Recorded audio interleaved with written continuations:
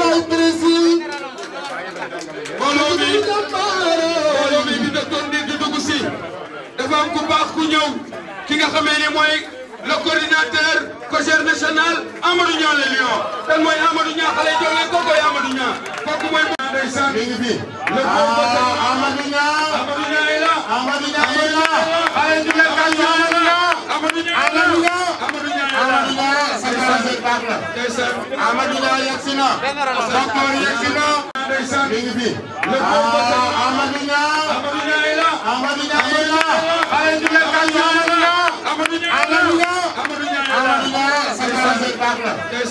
Amadou Niang yegsi na docteur yegsi na lay brésilien jàppale Abdoulaye Diouf Sarr lay brésilien sagal Abdoulaye Diouf Sarr lay brésil loolu fekk faj ko xaw ma lu la waxul maa loo yëgul la sa doomi ndey ngi sa ginnaaw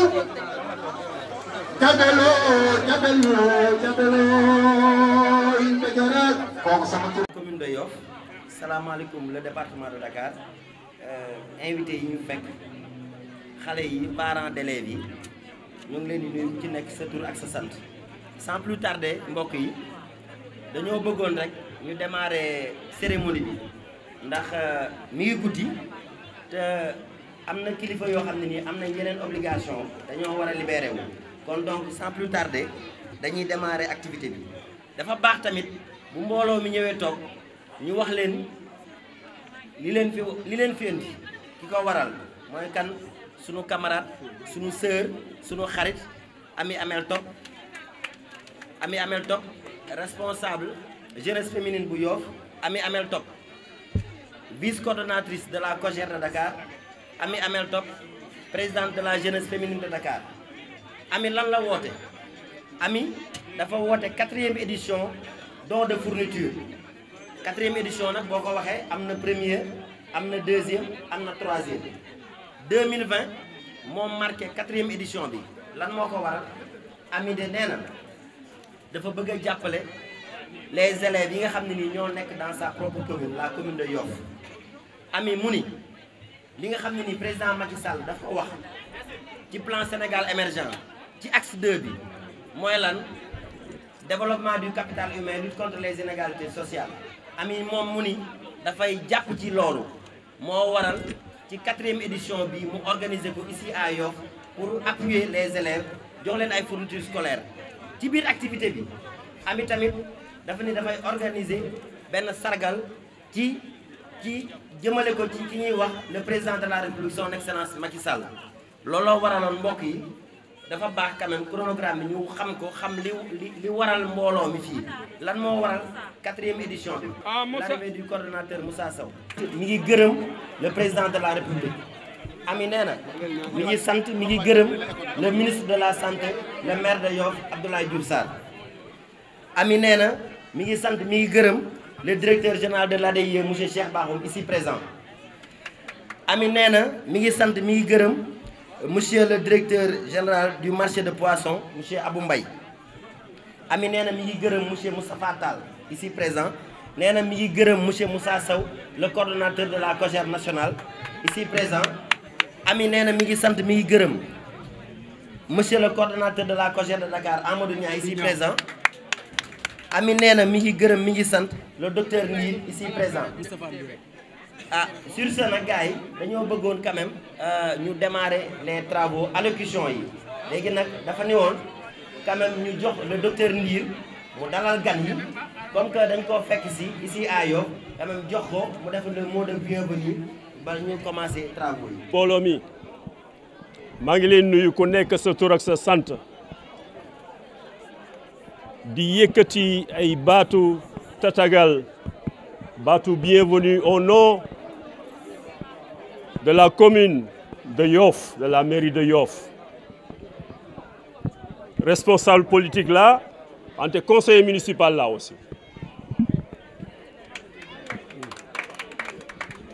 Jataay bi ay conseillers municipaux ñu ngi ci, ay conseillers municipaux ñu ngi fi di jàppale Ami ci organisation manifestation bii maa ngi jiital ci nuyoo bi kilifa politique yu Dakar ak fudul Dakar yi teew fii yëpp di si jiital le directeur général de l'ADIE Cheikh Bakhoum toog nii militant de la première heure yàgg jàppale son excellence monsieur le président de la République di si teg le directeur du marché aux poissons monsieur Abou Mbaye toog nii di si teg les responsables de la COJER sànq Matar mu ngi wax xam naa listam daf ko def avant que monsieur Sow ñëw responsable national monsieur Sow responsable de la COJER maa ngi lay nuyu monsieur Niang responsable Dakar COJER Dakar maa ngi lay nuyu ak responsable COJER yëpp yi teew fii waa SICAP maa ngi leen fii dégg ak ñeneen am nañu joxe sax bu Mbuur loolu yëpp Ami Top moo ko waral vraiment yéen waa COJER ñun waa Yoff dañ leen di gërëm si ni ngeen jàppee Ami su ngeen ko jàppul woon du leen ko teewal ci manifestation mu am solo bi yàgg na ko def de contre vents et marées ak lu mu mënti demee Ami dina ko amal chaque année donc am na partenaire ak ñu koy jàppale ñu ne si suuf ñoo xam ne ñi jar nañu gërëm jar nañu ñaanal yàlla ren mu boole si ne dafay sargal le président de la République muy lu rëy dafa di idée boo xam ne bi dafa am solo ba nga xam ne bi képp ku ko dégg war nga ñëw teew si lii jàppale Ami si manifestation bi fu mu bëgg a dem moo ko xam yàlla ko fa yàlla yóbbu déjà waa COJER def nañ ko vice présidente yàlla na gën a escalader échelon yi ba àgg fa mu bëgg responsable Yoff pratiquement ñëpp teew nañ magi Yoff ñu ngi fi jàmburu Yoff ñu ngi fi ku mel ni Ousseynou Sylla moom miy joxe ñaan ci jàmburu Yoff la bokk Yoff c'est une structure traditionnelle village traditionnel la donc am na loo xam ne li su fi amee mag ñooñu ngànk dëkk bi dañuy teew mën naa wax ne Ousseynou Sylla mii moo fi toogal kilifa yi Yoff yi waaw Ousseynou jërëjëf c'est ça am na leneen nu mu demee mais dañ lay jaajëfu effectivement ci sa présence muy lu am solo responsable politique Yoff yi fi teew ñoom Jabel Mbegere Laay Baresi jigéen ñi mënuma lim ñëpp mais gis naa si ñu bari ñoo xam ne responsable Ami ñu ngi fii toog di jàppale Ami Amel Diop si liggéeyam bi kon ñu ngi wax ñëpp dal leen ak jàmm soyez les bienvenus si manifestation bi guddi na damay bañ a guddal mais ngeen baal ma rek bu fekkee ne dama am ñu ma fàtte ngeen xam ne rek matadi nit la rek man maa matadi tout simplement mais bëggoon naa lim ñëpp mais xam naa ne ñëpp ngi fi yàlla ñu yàlla dool sutura lii yàlla si yàlla def ndam ne Ami lii muy def nii école dans une semaine lay ubbi la xale yi dem enseignants yi dem nañu donc su anticiper lu mel nii jëlee ko si jamee ko si xale yi ñii war a jàngi dañ koy jaajëfal encore une fois parce que bare na ñoo xam ne dañ koy organiser 2-3 mois après école ubbi fekk parents yi jëndee fourniture moom def na ko avant lu jafe la def kon Ami macha allah félicitations yàlla la yàlla jàppal allahumma salli ala sayyidina Muhammad dañuy joxe ay fournitures scolaires à 500 pour 500 élèves dans la commune de Yoff en même temps aussi dafay décorer ay personnalités yoo xam ne nii ñu ngi ci département bi ñu ngi fii au niveau de la commune de Yoff. maa ngi nuyu mbooloo mi ñëpp ku ci nekk di turam ak santam di ñaan ñu déglu tuuti rek parce que defe naa kàddu yu may yëkkati saabu du fóot boppam waaye xam naa ne am na solo tuuti rek pour ñu déglu ko. Monsieur le coordinateur national de la COJER maa ngi nuyu kilifa yi fi toog yëpp à leur rang tiers et qualité bugguma lim ma juum waaye ñi fi toog ñëpp samay grand frère lañu madame la ministre Ndeye Binta Gassama ngi ne leen toog donc su ma nuyoo rek nuyu naa ñëpp. tey Ami Top mu ngi def 4e édition don de fourniture scolaire ñu koy ñaanal mu gën koo mën te di ko continuer di def may wax ne ndaw la te dafa mérité ku ko jàppale. Ami Top képp koo ko xam nga degré d'engagement am képp koo ko xam nga ko ndax le ministre Abdoulaye Diouf Sarr. Ami Top tey képp kuy kilifa ci parti bi wala ci état bi nga jàppale ko boo ko jàppalee rek le ministre Abdoulaye Diouf Sarr nga ci seet wala engagement politique am nga ci seet waaye leneen loo ci seet loo xam ne tey mu jóge feneen dem feneen pour Abdoulaye Diouf Sarr ndax nga sa bopp. kon ku mel noonu ku jar a jàppale la ku jar a soutenir la Yoff laa koy waxee parce que ñun Dakar la ñu dëkk te dañu fier ci Ami Top. Je vais pas parler de li muy def nii parce que lii yëpp xam nañ ne ci acte 2 bu PSE la bokk le capital humain donc baax na ngay jàppale nit ñi boo nekkee politique def ndek ndaw def politique ci gox.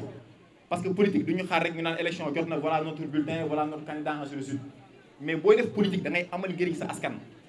amal njëriñ askanam nag mi ngi tàmbale ci éducation bi nga xam ne mi ngi jël ay élèves di leen ko jox mais kaddu yi kaddu témoignage la vis-à-vis de Ami Top parce que ñun dañuy liggéey comme ci département de Dakar mais dañu ne taxawaay bi mu am ay moromam yi nii toog kenn du naatable engagement bi Ami Top am tey don de fourniture bi mu organisé moo gën a métti ci yi mu organisé on ne va pas entrer dans les détails moi je suis pas dans la langue de bois mais c'est important nit buy def effort ñu koy encourager di ko soutenir loolu mooy dëgg ndaw ci parti warul doon problème mais ndaw ci réew solution la war a doon opportunité la war a doon dañ la war a jàppale parce que ñoom ñoo yor lenge yi demain surtout nag boo yoree ay responsables yoo xam ne ni tey ñu ngi def seen kéemtalaay kàttan di liggéey lu rafet mais c'est important mu am ñoo xam ne demain ñoo jël le flambeau donc ñu mel noonu elle mérite d'être soutenue elle mérite d'être accompagnée aux responsables qui sont ici présents en commençant par le coordinateur de la COJER nationale madame le ministre DG Cheikh Bakhoum ñi fi toog ñëpp le DG Abdou Mbaye ak ñi fi toog ñëpp mënuma lim dañ leen di dénk Ami Top parce que c'est un modèle d'engagement c'est important engagement dafa am solo te boo gisee xale bu ndaw am engagement bu toll nii Ami Top dañ koy sax tooñ naan ko administration mënoo si dara loo mën rek mooy organiser ak mobilisation mais ñu mel noonu dañuy jar a jàppale dañuy jar a soutenir man defe naa ne loolu moo nekkoon kàddu yi maa ngi remercier aussi toute la COJER de Dakar yi fi toog di remercier ñi nga xam ne déplacé wu nañu jóge ci yeneen commune ñëw pour soutenir Ami Top parce que jotaay bi li ko fi indi Ami Top kese la nous avons un seul dénominateur commun aujourd'hui dans cette place là c'est Ami Top donc ku mel noonu mérité nañu soutenir ko mérité nañu jàppale ko bu baax a baax te di ko gën a encourager mais bu ko kenn néewal doole ay la yowén bu ko kenn néewal doole Ami Top bu la Yoff bëggul biscuiterie yi bëgg na ni biscuiterie yi bëggee noonu la HLM bëggee noonu la Mermoz Sacré-Cœur bëggee noonu la Ouakam bëggee noonu la feneen feneen bëggee c'est ça la vérité aussi donc maa ngi gërëm ñëpp di remercier ñëpp di féliciter ñëpp ñi nga xam ne ñoo fi teew au nom de Ami Top je vous remercie. bi ñu paree ci le coordonnateur de la COJER de Dakar mi nga xam ne nii moo dalal invité yi fi nekk dans le département wax tamit ci turu ndaw yi dañuy jox la parole au coordonnateur national monsieur Moussa Sow.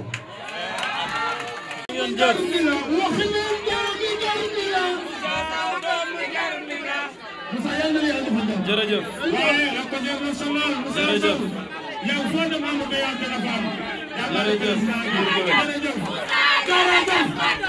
jërëjëf Moussa jërëjëf kontaan nañu jërëjëf Moussa jërëjëf kontaan nañu merci merci gars yi ni dugg ci nag bi ak butin bi léegi dañuy jox Moussa mu dugg Moussa Aïcha merci beaucoup maa ngi leen di gërëm di leen sant ci teewaay bi di sant bu baax di nuyu les responsables de Yoff kilifa aada yi ak kilifa diina yi fii ci Yoff maa ngi leen di nuyu di leen sant maa ngi nuyu le ministre Abdoulaye Diouf Sarr pour deux raisons. Premièrement, d'abord, c'est un ami et que je l'assume et que j'assume. Abdoulaye Diouf Sarr, Madame Ami Top wala Mademoiselle Ami Top nga jottalil ma nuyoo yooyu Abdoulaye Diouf Sarr ku baax la kuy jàppale jeunesse bi la c'est un ministre exemplaire fii laa koy waxee ci Yoff du man maa ko wax mais c'est le président de la République moo ko wax di ko féliciter également ci confiance bi nga xamante ne son excellence le président Macky Sall renouvelé na ko en lui donnant à nouveau le ministère de la santé et de l'action sociale ñoo ngi ko ci féliciter bu baax di ko gërëm ñoo ngi nuyu le ministre Ndeye Binta Gassama ici présente ñoo ngi nuyu le directeur de l'ADIE Cheikh Bakhoum moo ngi ni fii toog di nuyu le DG Abdou Mbaye ñoo ngi lay nuyu bu baax ci sa teewaay Moustapha Ndi responsable politique ici à Yoff dégg nañ kàddu yi am na solo ñoo ngi lay nuyu bu baax a baax di la sant ñoo ngi nuyu également le directeur de l'hôpital Idrissa Pouye de Grand Yoff monsieur Saliou Tall ñoo ngi lay nuyu bu baax ci sa teewaay di nuyu mon frère Amadou Niang sama xarit la Amadou Niang c'est un camarade très éduqué humble et modeste nit kuy wone disponibilité am la ci man ci COJER ak koo xamante ne ku disponible la pour tout le monde depuis les responsables jusqu'en bas sànq wax naa ne Saliou Tall hôpital Grand Yoff mais Moustapha Tall la tudd maa ngi ci jéggalu bu baax sëñ Moustapha ñoo ngi lay nuyu bu baax a baax léegi nag damay nuyu COJER mi fi teew yëpp la COJER des départements et la COJER des communes gis naa seen taxawaay mais nag ki jar na ko Ami Top une sœur à moi une militante du président de la République mais une militante du ministre Abdoulaye Diouf Sarr Ami Top ñoo ngi lay féliciter di la encourager daaw invité nga ma fii ren aussi nga invité waat ma fii ci Yoff maa ngi la ciy sant ci organisation yu am solo yi ngay def Ami vous êtes loyal Ami sa loyauté day jaaxal ñu bëri Ami vous êtes sincère Ami vous êtes engagé mais Ami vous êtes dynamique parce que la jeunesse a un rythme Ami mi am na rythme boobee jeunes yi dañoo war a góorgóorlu ci ay initiative pour ñu jàppale le président Macky Sall jàppale ses ministres mais également jàppale son gouvernement et l'État tout entier le parti ñun ñii ñoo ko war a yëngal ñun ñoo ko war a animer buñ ko animé wul kenn du ko animé gis naa nag une animation fii ci Yoff une animation constante une animation qui est pérennisée une animation qui mobilise tous les militants de l'APR sans exception et c'est extrêmement important Ami Top nee naa la say organisation ak say initiative am na solo bu ëllëgee ndaw ñi ñooy yori réew mi il est important que ñu investir ci éducation lii mën naa wax ne sax du activité politique mais c'est une activité citoyenne de haute portée jël ay fournitures di ko jox xale yi jël ay fournitures di ko jox suñu rakk yi loolu ça va payer un jour te fii ci Yoff ñoo ngi ñaax xale yi ñu gën a góorgóorlu gën a jàng fële ca école pour que Ami Top mën a kontaan ci yéen bu baax a baax ñoo ngi nuyu également les Amazones de Diouf Sarr gis naa leen fii bu ngeen demee ngeen ne seen ministre man coordinateur de la COJER kontaan naa ci moom bu baax président tamit kontaan na ci moom bu baax a baax alors honorable député seen naa ko fi sànq honorable député Abdoulaye Ndiaye de Grand Yoff maa ngi lay nuyu di bég bu baax di kontaan ci sa engagement constant depuis Birame Faye ñëw na. le directeur Birame Faye nee nañ yegsi na directeur Birame Faye soyez le bienvenu. Birame Faye donc ñoo ngi lay nuyu di la gërëm bu baax ci sa taxawaay ci wetu jeunes yi ñëpp xam nañ ci sa li sa engagement ñëpp xam nañ sa détermination mais ñëpp xam nañ aussi ni nga bëggee la jeunesse républicaine et la jeunesse sénégalaise d'une manière générale. li ngay def ci emploi dañ koy seedeel ñëpp nee naa la keroog li ngay def ci emploi ci wàllum jeunes yi man mi nga jàppale mais jeunes yëpp nga jàppale ñoo ngi la ciy sant di la gërëm parce que tey jii defe naa ne ku joxum jeune APR emploi man mi nga ko defal donc ñoo ngi la ciy sant bu baax di la gërëm bu baax a baax. maintenant Demba Dam maa ngi lay nuyu kontaan ci sa teewaay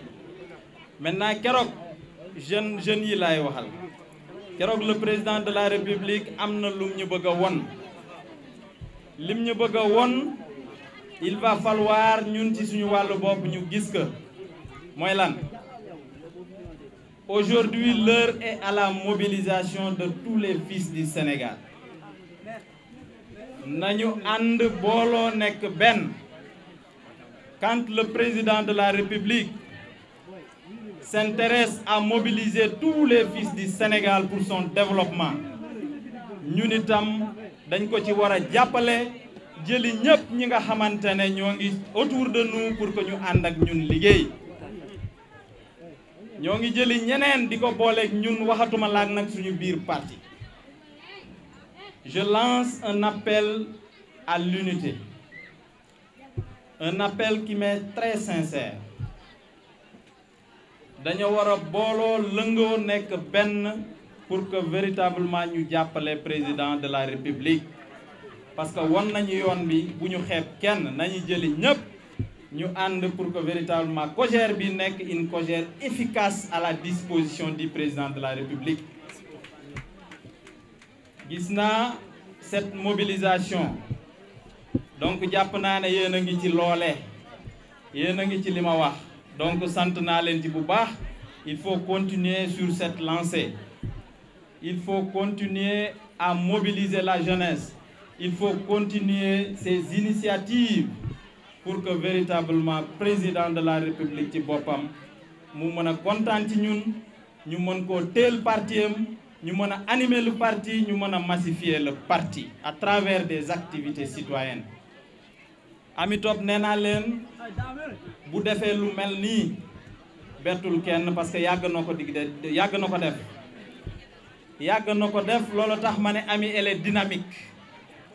te heure bu mobiliser heure bu organiser ñëpp a koy teewal cela veut dire que nit ku baax la cela veut dire que day rassembler ñëpp cela veut dire que day boole ñëpp pour massifier justement la COJER et le parti. maa ngi nuyu nag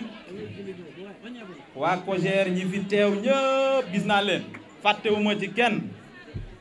fu ma jublu fu ne ma gis fa ay kanam yoo xamante ne Ami Top a leen tax a ñëw mais COJER a leen tax a ñëw donc maa ngi leen ci sant bu baax di leen gërëm encore une fois di nuyu responsable yi fi teew yëpp Ami Top ngeen ñëwal mais jàpp leen ne man ngeen ñëwal en tant que coordinateur national de la COJER. fii laa bëggoon a yamale kàddu gi di leen jox dig daje très prochainement parce que bi parti nag dañu war a jóg jàppale le président Macky Sall gën a takku gën a liggéey jërë ngeen jëf. de l'ASP monsieur Birame Faye moom mooy wax ci turu le président de la république ñu xam ne que ne bu ñu àggee ci sargal bi monsieur Birame Faye mooy ñëw wax ci turu président de la république. merci beaucoup Matar maa ngi nuyu ñëpp ku nekk ci turam ak santam di jiital ci nuyoo bi suñu kilifa diine yi ak suñu kilifa aada yi di leen gërëm di leen sant ci teewaay bi di nuyu madame le ministre Ndeye Binta Gassama di nuyu le directeur général mon ami et frère donc Biram Faye, le DG Abdou Mbaye, le docteur Ndir conseiller municipal maa ngi koy nuyu di ko jox wàccuwaayam di ko remercier aussi ci teewaay bi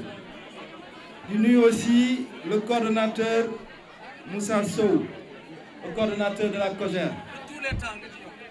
di nuyu le coordonnateur Amadou Niang du département de Dakar, di nuyu aussi donc monsieur le directeur de l'hôpital Idrissa Pouye de Grand Yoff, monsieur Tall, di remercier responsable yi fi teew yëpp di mujjee nag ci sama sœur suma xarit madame Ami Top di ko remercier ci invitation bi di ko féliciter ci organisation bi nga xamante ne moom la def di remercier aussi toute la population de Yoff di nag jox une mention spéciale au ministre, le maire, le premier magistrat de la commune de Yoff, mon ami et frère Abdoulaye Diouf Sarr di ko féliciter ci liggéey bi di ko gërëm di ko sant di ko également remercier ci soutien bu muy def à notre camarade Ami Top bi nga xamante ne moom mooy sunu responsable des jeunes filles au niveau du département de Dakar. Donc Ami ñu ngi lay féliciter ci lii nga def parce que lii moom mooy li nga xamante ne moom le président Macky Sall digal tous les responsables de l'Alliance pour la République maanaam ñu nekk aux côtés des populations. Donc Ami ñu ngi lay féliciter loolu rawatina nag boo ko defee à l'endroit des enfants yi jàng donc loolu nga def dina participer ci formation jeunesse bi pour que ñu am une bonne éducation pour que ñu entamer cette vie active dans les meilleures conditions. Donc Ami ñu ngi lay féliciter ci initiative bi nga jël depuis plusieurs années. maa ngi nag remercier tous les responsables yi fi teew fii ñi fi nekk ñi nga xamante ne la dañu ànd ak dignité ànd ak sincérité ànd ak aussi loyauté parce que suñu kilifa daf doon wax naan la politique peut s'accommoder de l'éthique, de la morale et de la loyauté te loolu laa gis fii camarades yi fi nekk yëpp dañu engagé wu aux côtés du président Macky Sall parce que dañu gëm ne politique dañ ko war a defee autrement maanaam ñu nekk rek ci soxla askan wi te bañ ci indi benn arrogance mais également ànd ceeg loyauté bu mot sëkk. Donc encore une fois camarades yi fi teew yëpp ñu ngi leen di remercier. maa ngi aussi nuyu suma grand l'honorable député Abdoulaye Ndiaye moom mi nga xamante ne moom moo sanc l'Alliance pour la République au niveau de la commune de Grand Yoff bi nga xamante ne foofu la nekk. Donc moom aussi ñu ngi koy féliciter remercier ko également ci teewaay bi donc xam naa bu ma limee damay juum maa ngi remercier ñëpp féliciter ñëpp féliciter encore une fois la lionne ma sœur Ami Top bravo. Les Amazones de Diouf Sarr ñoo ko ko seen femme Ami Top.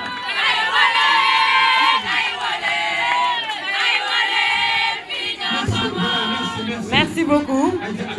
Merci xam naa moom macha allah donc asalaamaaleykum mbokk yi maa ngi nuyu kenn ku nekk turam ak santam nuyoo bi nag dafa am ku ma ciy njëkkee ndax dara bu amee dafa am ñu ko waral te nit aussi buñ ne ndax baax na dañ naan ndax mbokk yaa ko wax di jël nuyoo bi di ko teg ci loxo sama yaay sama xarit sama lépp ndax nag su ma duggee ci politique di ànd ak Abdoulaye Diouf Sarr sama papa jooju Ajaratu Ndeye Ndiaye moo ko waral ndax ministre bu mu daan jógee chambre de commerce bu Kaolack bu daan ñëw di seet sama yaay daf ma daan fekk ma toog sama place yaay di réviser parce que damaa jege sama yaay mën naa ne doomam yëpp man kese la si yar donc yaay maa ngi lay sant di la gërëm man des fois dañuy wax ñaan mu jël ma ne leen c'est important mais ñaanu waajur mooy base bi te man jàpp naa ne sama yaay ñaanal na ma su ma jógee si loolu di jël nuyoo di ko teg ci loxo sama papa sama xarit sama lépp monsieur Abdoulaye Diouf Sarr ndax nag 2009 ba tey moo ñu tàggat ci politique bëgguloo ñu politique jàngal ñu engagement jàngal ñu détermination kon lu ma mel ci politique rek c'est monsieur Abdoulaye Diouf Sarr su ma jógee si loolu damay nuyu directeur yi fi toog yëpp ma commencé sama frère monsieur Cheikh Bakhoum ak directeur Abou Mbaye ak comment Moustapha Tall ak directeur Saliou Tall bu hôpital Ogui Biram Faye directeur ASB moom sama papa la ndax ku xam Biram xam ko ak Abdoulaye Diouf Sarr Biram man maa ne mooy wax su ma waxee ba pare mooy waxal le président de la république parce que dañ koy sargal tey kon DG maa ngi lay nuyu mais di nuyu benn maman boo xamante ne wax dëgg fa yàlla ñun département de Dakar yaakaar naa ne ñu regretté wuñ ñu am ko muy Tata Ndeye Binta Gassama ministre conseiller ku baax ñun des fois bu ñu rusee wax ministre yenn yi moom mooy jël téléphone am woo Abdoulaye Diouf Sarr ne ko xale yi jàppale leen ñu jàppale kon Tata Ndeye Binta maa ngi lay nuyu di nuyu Moussa Sam Daaf waaw si ñooñu laay tëjee muy Amadou ak Moussa Sow honorable Ablaye Ndiaye merci beaucoup ñëw nañ Grand Yoff taxawaay bi am na solo kontaan nañ docteur Moussa Fandir man maa ne yaay wax si turu maire parce que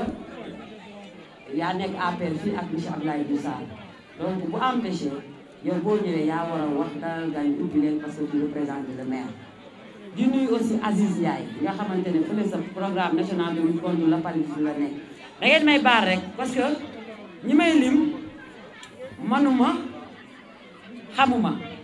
damay am initiative ne lii laa bëgg a defal sama gox pendant 4 ans nag ma koy def te damay ñaan yàlla mu continuer te ñi toog saa yu ma fëggee seen buntu dañ koy ubbi jàppale ma taxaw ma kon day rafet ma wax si ñoom donc fi may daa kiiwee rek mooy si le coordinateur de la COJER de Dakar monsieur Amadou Niang Amadou li mu wax si man yëpp si moom la nekk man dama ne dans le département de Dakar man Amadou Niang mooy sama coordonnateur parce que ba ñu koy fal dañ koo fal te damaa bokkoon ci commune yi ko faloon boobu ba tey ma ànd ak moom nag si njëkk ak teraanga di ko jàppale tournée yi ma doon def bu ma taxaw wax dama naan baatu Amadou laa yor bis bu ñëwee man damay dem commission parce que les gens dañuy juwaarle commission ak structure bi des fois ñu ne commission féminine ñu defee ne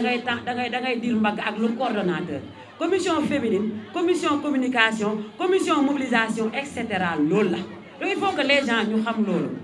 di remercier nag kenn ci man mooy monsieur Moussa Sow le coordonnateur de la COJER nationale ndax nag mënoon nañu koo fal mu ñëw wut beneen ay nitam teg fi waaye xoolul ku nekkoon ci COJER bi mu remplacé xoolul bi nekkoon si beneen bi dafa jël ñëpp uuf taxawu ñëpp jàppale ñëw yaakaar naa dañuy faral di wax naa li tax coow te COJER bëri day bëri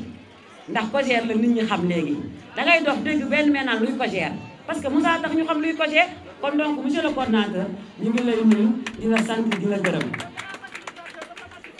di nuyu aussi mes camarades de la COJER de Yoff ndax nag organisation bi ñoom lépp ñoom la mën naa si tudd Souma mën naa si tudd Niass mën naa si tudd Ndeye Maguette Ndiaye mën naa si tudd Cheikh Omar Daf mën naa si tudd Yacine Fall mën naa si tudd Seynabou Abdallah mën naa see tudd ñëpp ak ñi nga xamante ne démb dañu ñëw sama kër ne ma dañu bëgg ñëw ànd ak yow liggéey muy ñoom don ñoom zos et cetera ak sécurité bi maa ngi nuyu ñëpp di wax rek que ne bés bi dafa ala daw mi parce que yaakaar naa ne dimanche ni tey le président Macky Sall falaat gouvernement bu bees ñun la COJER de Dakar ñun la COJER de Yoff ñun les femmes du département de Dakar ñun les femmes de Yoff ñun on rassure le président de la République di ko féliciter di ko encourager di ko wax ne que choix bi mu def il a fait un bon choix et que ñu ngi si ginnaawam tey dinañ ko jàppale dinañ ko taxaw pour lépp loo xamante ne bëgg na ko rek pour jëmale ko réew mi egg foofu. donc nag je pense que ne à part li ma fi wax yépp femmes yeeg xale yi fi toog maa ngi leen di jéggalu ndax li tax mu gudd vraiment bu ngeen ma bëggul woon wala mu ngeen def ma seen xol bu bare rocceeku ngeen baas bi jeex na waaye da di rek li ma leen di jox ñii toog ci kaw dañ cee participer ñii toog ci kaw dañ see jàpp ba mën a tey ma def 500 lots parce que daaw 300 la woon mais ren 500 lots la ñu defar pour jox ko te képp koo xamante ne des na dinañ ko dem joxewaat ci dëkk bi dugg ci quartier jox leen ko donc di remercier COJER yi fi nekk yépp mais nag mooy Moussa wax na ko le coordinateur mais dama si jël benn exemple rek muy COJER bu Touba dirigé par Djili ndax dañoo ñëw jóge ba Touba ndax pour assister sama activité bi ñu ngi si ginnaaw toog Touba la ñu jóge donc mën naa lim ñëpp mais donc maa ngi remercier ñëpp di sant ñëpp vraiment kontaan naa waaw kontaan naa bu baax Mami Faye Fatma Koura ñaa kontaan naa famille conseil municipal bi nga xamante ne ñoo sama yaay ak la ma famille Dorobe parce que nag dañ naan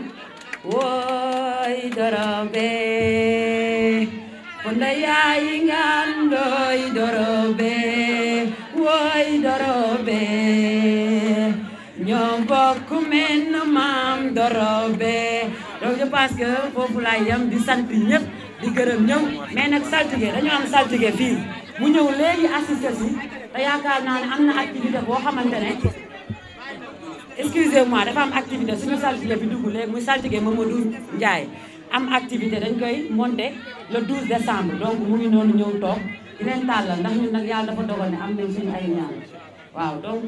DG marché poisson je pense que ne wax dëgg la ku ma waxu rek jàppal ne wax dëgg fa yàlla xel mi la mais sant naa ñu délégation maire nationale Ablaye Diagne bu lay kontaan naa waaw nee na Fatoumata Tall aussi ministre de la jeunesse waaw kontaan naa ci moom sama mag la ku jàppale Moussa Sow mais ku jàppale Amadou Niang te ñun loolu rek lañu bëgg ku jàppale Moussa Sow jàppale Amadou Niang jàppale ne la jeunesse républicaine du président dinañ la bëgg dinañ la jàppale ba fu mu yàlla neex je vous remercie.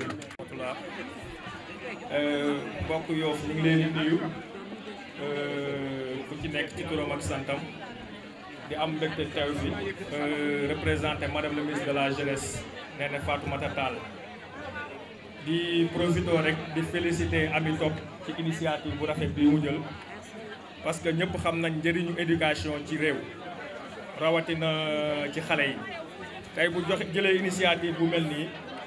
pour maanaam jotee xale yi ay fourniture ci ouverture bi di ñëw lu ñuy rafetlu la di ko ci féliciter bu baax a baax a baax di ko wax ni madame le ministre nag bëggoon na fi teew Ami parce que fi nga toll ci moom la rakkam nga xaritam nga léppam nga bu sañoon moo fi teewal boppam mais ñëpp xam na ni président Macky Sall bi mu tegee gouvernement bu bees ak léegi yàggul donc dafa am ci benn liggéey bu ñu nekk boo xamante ni moo waral tànkam diis ba mënu fee teew mais xolam ak xelam yëpp mi ngi fi moo tax elle a tenu à ce que je vienne la représenter à cette cérémonie di profito rek di lancer un message comme ministre de la jeunesse lañ fi teewal aussi je pense que liggéey bu rafet bi nga xamante ni moom la def dañuy profité di ko ci féliciter ndax moo tax le président Macky Sall reconduire ko ci poste bi mu nekkoon di profité aussi di remercier le président pour la confiance renouvelée à l'endroit de madame Néné Fatoumata Tall di wax ni nag bi loolu amee constaté nañ ni fii ñu ñëw ëtt politique la ay politique ñoo fi nekk donc il faut ñu am nu ñu waxee constaté nañ ni am na ay remous am na ay tiraillement yu ndaw yu am ñu sentir ko ci biir jeunesse bi ci choix yi nga xamante ni président de la république jël na ko waaye occasion la pour ñun ñu réitérer waat au président de la république Macky Sall tout notre engagement et notre soutien par rapport aux décisions qu'il a prises décisions yi mu jël yëpp dañ ko ci féliciter di ko ci encourager di ci ànd ak moom à 100%. La jeunesse doit servir de bouclier au président Macky Sall tey jii parti boo ci nekkee dafa am ay instance mën nga am lu la neex mën nga am lu la naqari waaye parti boo ci nekkee mu organisé wu am ay instance boo amee lu la naqari am nga foo koy waxee Facebook mbedd la Facebook du waxukaay pour un militant engagé déterminé et qui se respecte donc loolu nañ ko gën a bàyyi xel bu baax a baax a baax bu ñuy wax nañuy waxee ci biir instance yi lañ fay def ñu defee ko fa parce que c'est nous dans nous te président Macky Sall ci ñun la yaakaar ëllëgu Sénégal ci suñuy loxo la nekk avec le président Macky Sall je vous remercie